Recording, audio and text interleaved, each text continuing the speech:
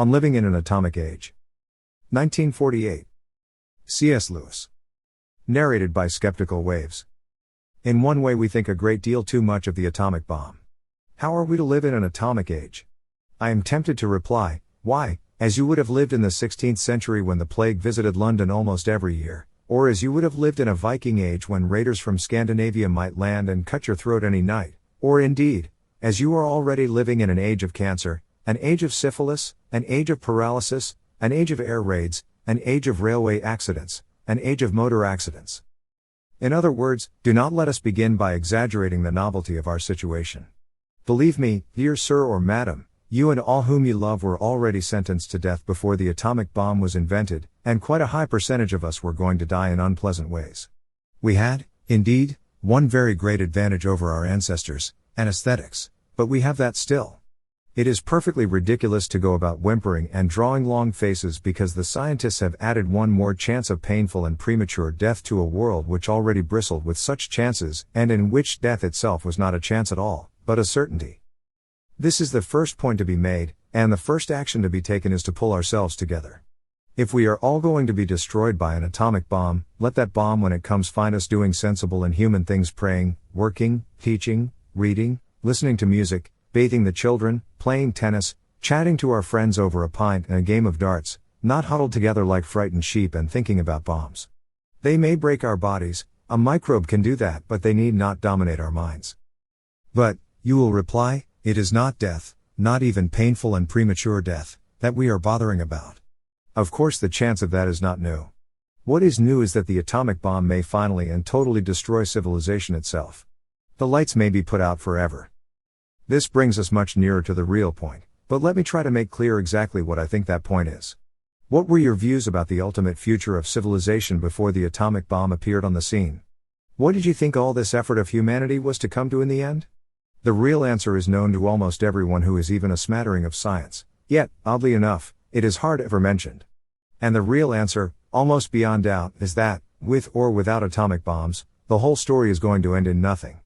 The astronomers hold out no hope that this planet is going to be permanently inhabitable. The physicists hold out no hope that organic life is going to be a permanent possibility in any part of the material universe. Not only this Earth, but the whole show, all the suns of space, are to run down. Nature is a sinking ship. Bergson talks about the Elan vital, and Mr. Shaw talks about the life force as if they could surge on forever and ever. But that comes of concentrating on biology and ignoring the other sciences. There is really no such hope. Nature does not, in the long run, favor life. If nature is all that exists, in other words, if there is no God and no life of some quite different sort somewhere outside nature, then all stories will end in the same way, in a universe from which all life is banished without possibility of return.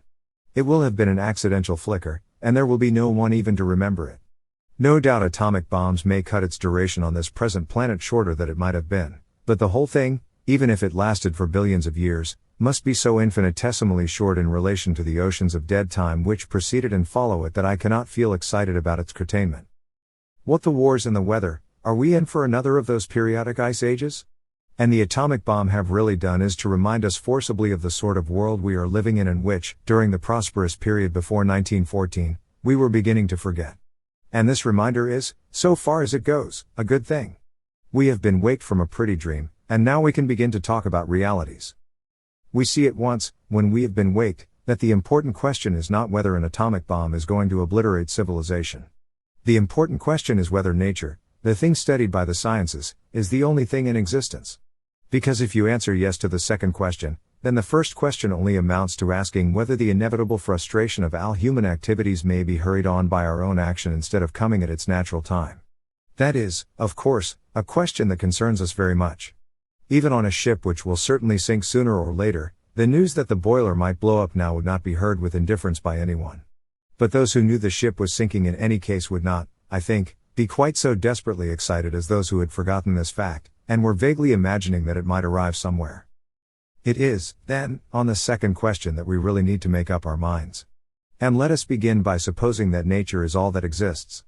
Let us suppose that nothing ever has existed or ever will exist except this meaningless play of atoms in space and time, that by a series of hundredth changes it has, regrettably, produced things like ourselves, conscious beings who now know that their own consciousness is an accidental result of the whole meaningless process, and is therefore itself meaningless, though to us, alas, it feels significant.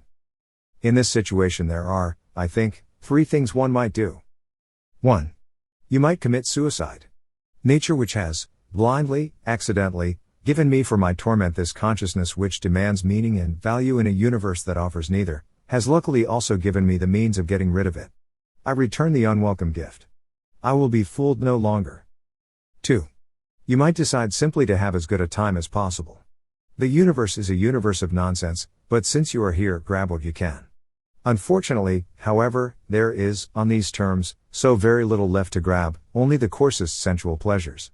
You can, except in the lowest animal sense, be in love with a girl if you know, and keep on remembering, that all the beauties both of her person and of her character are a momentary and accidental pattern produced by the collision of atoms, and that your own response to them is only a sort of psychic phosphorescence arising from the behavior of your genes.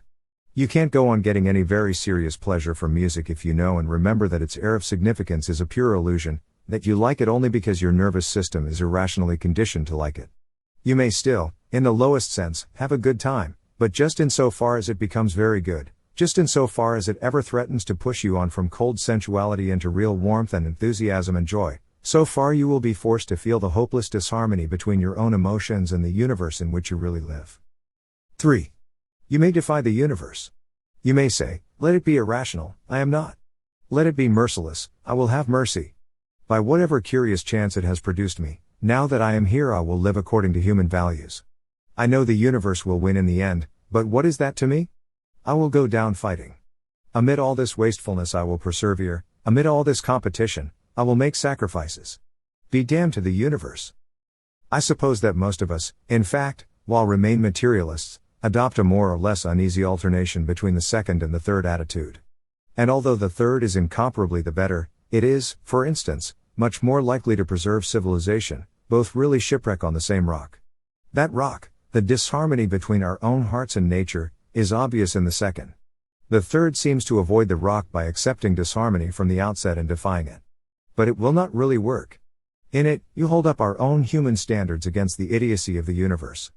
That is, we talk as if our own standards were something outside the universe which can be contrasted with it, as if we could judge the universe by some standard borrowed from another source. But if, as we were supposing, nature, in the space-time matter system, is the only thing in existence, then of course there can be no other source for our standards. They must, like everything else, be the unintended and meaningless outcome of blind forces. Far from being a light from beyond nature whereby nature can be judged, they are only the way in which anthropoids of our species feel when the atoms under our own skulls get into certain states, those states being produced by causes quite irrational, unhuman, and non-moral. Thus the very ground on which we defy nature crumbles under our feet. The standard we are applying is tainted at the source. If our standards are derived from this meaningless universe, they must be as meaningless as it. For most modern people, I think, thoughts of this kind have to be gone through before the opposite view can get a fair hearing. All naturalism leads us to this in the end, to a quite final and hopeless discord between what our minds claim to be and what they really must be if naturalism is true.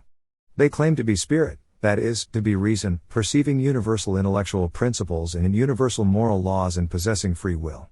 But if naturalism is true, they must in reality be merely arrangements of atoms in skulls, coming about by irrational causation. We never think a thought because it is true, only because blind nature forces us to think it. We never do an act because it is right, only because blind nature forces us to do it. It is when one has faced this preposterous conclusion that one is at last ready to listen to the voice that whispers, but suppose we really are spirits? Suppose we are not the offspring of nature? For, really, the naturalistic conclusion is unbelievable. For one thing, it is only through trusting our own minds that we have come to know nature itself.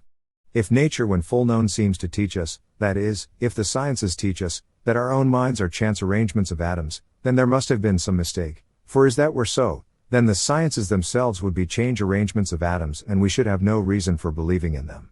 There is only one way to avoid this deadlock. We must go back to a much earlier view. We must simply accept it that we are spirits, free and rational beings, at present inhabiting an irrational universe, and must draw the conclusion that we are not derived from it. We are strangers here. We come from somewhere else. Nature is not the only thing that exists. There is another world, and that is where we come from. And that explains why we do not feel at home here. A fish feels at home in the water. If we belonged here, we should feel at home here. All that we say about nature red in tooth and claw, about death and time and immutability, all our half-amused, half-bashful attitude to our own bodies, is quite inexplicable on the theory that we are simply natural creatures. If this world is the only world, how did we come to find its laws either so dreadful or so comic? If there is no straight line elsewhere, how did we discover that nature's line is crooked? But what, then, is nature, and how do we come to be imprisoned in a system so alien to us? Oddly enough, the question becomes much less sinister the moment one realizes that nature is not all. Mistaken for our mother, she is terrifying and even abominable. But if she is only our sister, if she and we have a common creator, if she is our sparring partner, then the situation is quite tolerable. Perhaps we are not here as prisoners but as colonists. Only consider what we have done already to the dog, the horse, or the daffodil. She is indeed a wrought playfellow. There are elements of evil in her. To explain that would carry us far back, I should have to speak of power and principalities and all that would seem to be a modern reader most mythological. This is not the place, nor do these questions come first. It is enough to say here that nature, like us but in her different way, is much alienated from her creator, though in her, as in us, gleams of the old beauty remain. But they are there not to be worshipped but to be enjoyed. She has nothing to teach us. It is our business to live by our own law, not by hers, to follow, in private or in public life, the law of love and temperance even when they seem to be suicidal, and not the law of competition and grab, even when they seem to be necessary to our survival.